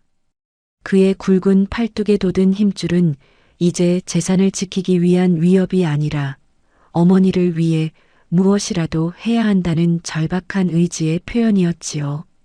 규철아, 규현아, 너희도 이리 와라. 며느리들 손 빌리지 말고 오늘만큼은 우리가 직접 어머니 떡국 한 그릇 끓여보자. 그게 우리가 진 평생의 빚 중 가느다란 이자 한 푼이라도 갚는 길 아니겠냐. 언제까지 대접만 받고 살 수는 없는 노릇이다. 규태의 나직한 부름에 둘째 규철과 셋째 규현이 약속이라도 한 듯 자리에서 일어섰습니다. 대기업 부장이니 사업가니 하는 세상의 화려한 직함들은 거실 구석에 낡은 슬리퍼처럼 벗어 던진 채 오직 어머니의 줄인 배를 채워드리기 위해 칼을 잡고 불을 피우는 아들들의 모습은 그 자체로 거룩한 참회의 의식이었습니다. 부엌의 풍경은 생경하면서도 눈물겨웠습니다. 규태는 떡국떡을 씻으며 연신 차가운 물을 튀겼고 규철은 안경 아래 김이 서리는 것도 잊은 채 멸치똥을 따느라 여념이 없었습니다. 평소 손끝 하나 까딱 않던 그들의 손마디는 서툴고 느렸지만 그 속도는 어머니가 평생을 바쳐 자식들을 먹여온 세월의 속도에 비하면 찰나에 불과했지요. 셋째 규현은 어머니가 평생을 써서 바닥이 얇아진 낡은 양은솥을 정성스럽게 닦아 불 위에 올렸습니다. 형, 물은 이 정도면 됐을까? 우리 엄마는 항상 육수를 낼 때 멸치를 아끼지 않으셨는데 내가 그 깊은 맛을 낼 수 있을지 모르겠어. 맨날 주는 대로 받아먹기만 했지. 멸치 한 마리 다듬는 게 이렇게 손이 많이 가고 눈이 매운 일인 줄은 꿈에도 몰랐어. 정말. 규철의 목소리가 젖은 나무가 타듯 눅눅하게 떨렸습니다. 규태는 동생의 굽은 어깨를 투박한 손으로 툭 쳤습니다. 거기에는 미안하다는 말보다 더 진한 연민이 담겨 있었지요. 맛이 좀 짜면 어떻고 싱거우면 어떠냐. 우리 진심이 담겼는데. 엄마도 아실 거다. 우리가 이제야 겨우 사람 흉내를 내려 한다는 걸. 평생을 어미 가슴에 대못이나 박던 놈들이 이제야 제 손으로 떡국을 끓인다고 나대니 속으로 웃으실지도 모르지.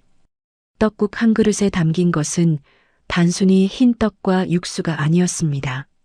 그것은 자식들이 외면해왔던 어머니의 고단한 시간이었고 그 시간을 단 한 시간이라도 되찾고 싶어 하는 간절한 속죄의 염원이었습니다. 그 사이 안방에서는 막내딸 소연이 어머니의 머리를 정성스럽게 빗겨드리고 있었습니다. 순자는 여전히 현실과 과거의 경계 어디쯤을 헤매는 듯 초점이 흐릿한 눈으로 천장을 응시하고 있었지만 부엌에서 들려오는 아들들의 소란스러운 칼질 소리와 낮은 대화 소리에 조금씩 귀를 기울이는 듯했습니다. 그 소리들은 순자에게 어떤 음악보다도 달콤한 현실의 소음이었겠지요. 엄마 들려? 저기 부엌에서 오빠들이 엄마 떡국 끓여준대. 엄마가 평생 우리한테 해준 것처럼 이제 오빠들이 엄마 극진히 모신대. 그러니까 엄마 제발 조금만 더 기운 내봐. 나 시집 가는 것도 보고 우리 오빠들이 진짜 사람으로 사는 것도 지켜봐줘야 하잖아. 엄마가 없으면 이 집은 그냥 빈 껍데기일 뿐이야.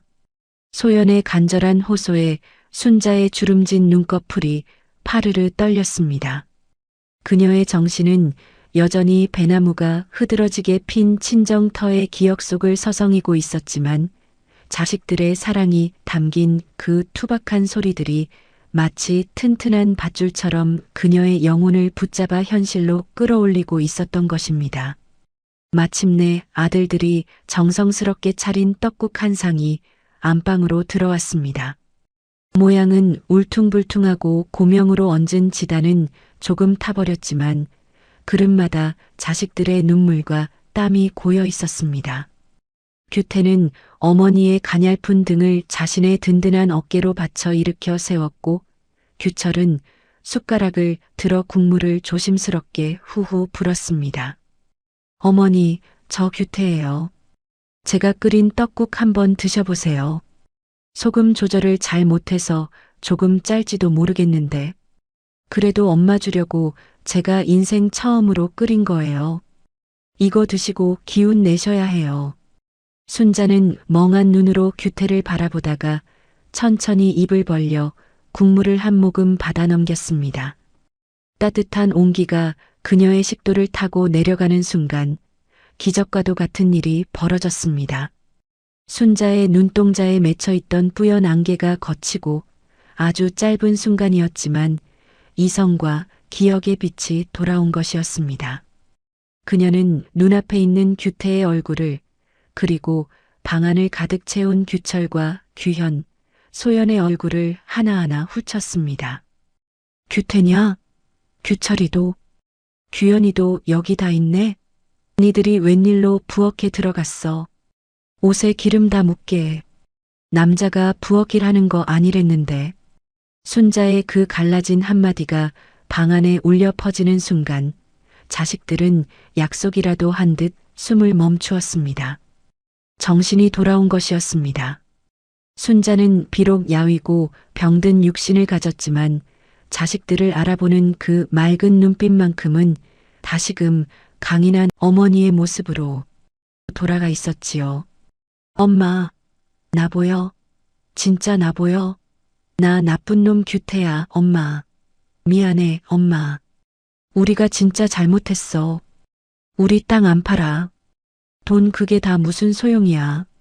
엄마랑 여기서 하루를 살아도 행복하게 살 거야. 이 집 절대 안 팔아. 규태가 순자의 무릎에 얼굴을 묻고 어린아이처럼 소리내어 오열하자 순자는 떨리는 손을 천천히 내밀어 아들의 머리칼을 쓰다듬었습니다. 그녀의 손은 평생의 노동으로 마디가 굵고 거칠었지만 그 온기만큼은 세상 그 무엇보다 따뜻하고 포근했습니다. 야야, 울지 마라. 설날에 울면 복 달아난다니까. 내가 잠시 먼 여행을 다녀왔나 보네. 우리 친정 엄마가 떡국 끓여놨다고 해서 내가 거기 가 있었는데 니들 목소리가 너무 시끄러워서 내가 발길을 돌렸다. 니들이 내 밥 해준다는데 내가 거기 가 있으면 안 되지. 순자의 유머 섞인 그 담담한 한마디에 안방에는 비로소 참회의 눈물 뒤에 숨어있던 희미한 웃음이 피어오르기 시작했습니다. 첫째 며느리 인주와 둘째 며느리 지영도 순자의 발치를 붙잡으며 용서를 구했습니다. 순자는 그들의 손을 조용히 맞잡아줄 뿐 과거의 서운함이나 전날 밤의 모진 말들을 탓하지 않았습니다. 자식들은 자신의 사죄로 마음을 씻었지만 어머니는 이미 그 사과가 나오기 전부터 그들을 용서하고 있었던 것이지요. 식사를 마친 후 가족들은 거실에 다시 모여 앉았습니다. 우물에서 건져 올렸던 그 흙 묻은 보따리가 다시 거실 한복판에 놓였습니다. 하지만 이제 그 보따리는 추악한 욕망의 대상이 아니었습니다. 규태는 보따리 속에 든 자신의 낡은 베넷 저고리를 경건한 마음으로 다시 접어 넣었고 규철은 빛바랜 월급 봉투를 가슴팍 주머니에 넣었습니다. 순자는 자식들의 그 모습을 보며 나직하고 평온하게 말했습니다. 그거 사실은 아무것도 아닌데 내가 참아 버리지를 못해서 거기다 넣어놨다. 니들 나중에 혹시라도 세상살이 힘들고 고단할 때 엄마가 니들을 얼마나 금이야 오기야 키웠는지 잊지 말라고. 그거 보면서 다시 일어설 힘을 얻으라고 내가 우물 속에 숨겨둔 거야. 돈은 못 물려줘서 정말 미안하다. 어머니의 그 진심 어린 고백에 자식들은 다시 한번 깊이 고개를 숙였습니다. 수억 원대의 땅값보다 수천만 원의 예금보다 더 귀한 인생의 나침반을 자신들은 이미 손에 쥐고 있었다는 사실을 그들은 추운 설날의 소동 끝에야 비로소 깨닫게 된 것이지요. 규태는 그 자리에서 형제들과 두 며느리 앞에서 단호하게 선언했습니다. 이 집과 땅, 이제 누구 한 명의 명의로 주장하지 않는다. 이건 우리 엄마가 평생을 바쳐 지켜온 공동의 성지다. 우리가 함께 관리하고 명절뿐만 아니라 수시로 내려와서 엄마 외롭지 않게 모시자. 돈 필요한 사람 있으면 내가 어떻게든 다른 방법 찾아볼 테니까 이 집만큼은 절대 건드리지 말자. 우리 여기서 다시 시작하는 거다. 형제들은 모두 고개를 끄덕였습니다. 탐욕이 빠져나간 텅 빈 자리에는 형제애라는 든든한 대들보가 다시 세워졌지요. 낡은 벽지를 바르고 지붕을 고치는 것보다 더 시급했던 것은 무너졌던 가족 구성원들의 마음속에 서로를 향한 신뢰와 연민의 기둥을 세우는 일이었습니다. 오후가 되자 설날의 햇살이 본가 마당 구석구석을 비추었습니다. 어둡고 습했던 우물가에도 따뜻한 볕이 들었고 처마 밑에 매달려 자식들의 마음처럼 뾰족하게 얼어붙어 있던 고드름이 녹아 낙수 소리를 내기 시작했습니다. 순자는 자식들의 부축을 받으며 마당으로 걸어 나왔습니다. 그녀의 시선이 잠시 뒤뜰 우물가에 멈추었지만 이제 그녀의 눈에는 두려움이나 슬픔이 없었습니다. 엄마, 저 우물 이제 우리가 덮개도 튼튼하게 고치고 주변도 꽃밭으로 만들게. 이제 무거운 보따리 숨기러 저기 안 가도 돼. 우리가 엄마의 튼튼한 보따리가 되어줄게. 소연의 싹싹한 다짐에 순자는 환하게 웃었습니다. 그 웃음은 친정 터배나무 아래서 보았던 그 해맑은 소녀의 미소와 닮아 있었지만 이제는 외로움이 아닌 충만함과 안도감이 가득 깃들어 있었지요. 돛돌 위에 정갈하게 놓인 순자의 하얀 고무신은 오후의 햇살을 받아 눈부시게 빛나고 있었습니다. 우리 구독자님들, 오늘의 이야기 어떠셨나요? 사연 들어주셔서 감사드리고 재미난 사연 계속 들으실 수 있도록 구독, 좋아요, 알림 설정 버튼 꾹 눌러주시고 주변에 공유도 해주세요. 댓글도 남겨주시면 다음 사연 제작에 큰 힘이 됩니다. 오늘도 행복이 함께 하시길 소망하겠습니다.